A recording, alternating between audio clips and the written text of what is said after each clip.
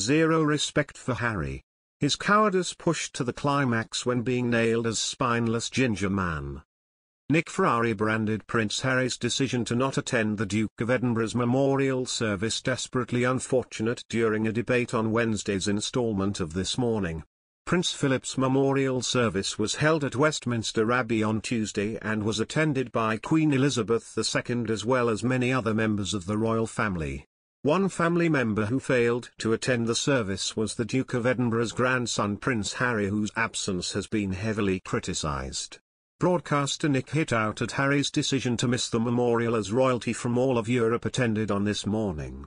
In an interview with Nick, host Philip Schofield confessed that This Morning, as well as other programs and newspapers, concentrated on Prince Harry and Meghan's absence from the Duke's burial ceremony and Prince Andrew's attendance. Philip added, "Yesterday was, pretty much across the board, was a great tribute to an extraordinary man." The radio host replied, "Oh, fantastic, and to your point, you had 4 kings and 5 queens and untold princes and princesses of royalty from all of Europe, but the security wasn't good enough for the Duke and Duchess of Sussex. I'm just putting it out there. I think it is desperately unfortunate, particularly as Prince Harry was a military bloke and was particularly close to his grandfather."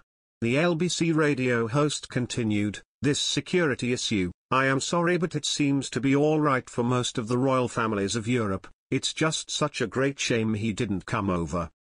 Most of the British royal family gathered to remember Prince Philip on Tuesday after he died last year at the age of 99, when only a handful of people were allowed to attend his funeral during coronavirus restrictions.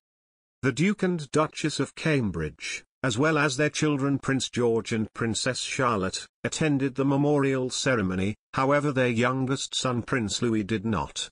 Mia Tyndall and Savannah and Isla Phillips, 2 of the Queen's other great-grandchildren, were among those who attended the event. Princess Eugenie and her husband, Jack Brooksbank, were also present alongside Princess Beatrice and Edoardo Mopelli-Mozzi. While Prince Harry did not fly over from California for the memorial, he did make the trip last year for the late Duke's funeral. Neither the Duke nor Duchess of Sussex released a statement ahead of Tuesday's memorial service. It has been noted the reason Harry chose not to attend was his security concerns for his family, which have led him to launch a case against the Home Office. Royal biographer Angela Levin also weighed in on Harry's absence during a debate on Wednesday's GB News with host Eammon Holmes. Eammon began, "He could have used his own security, though not armed, or he could have used his father's or his brother's security as well, and they apparently were very happy to embrace him."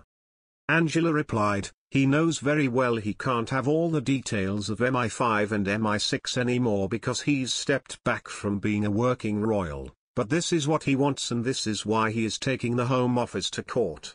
The royal analyst went on to explain why she believes Harry chose not to attend the service in London.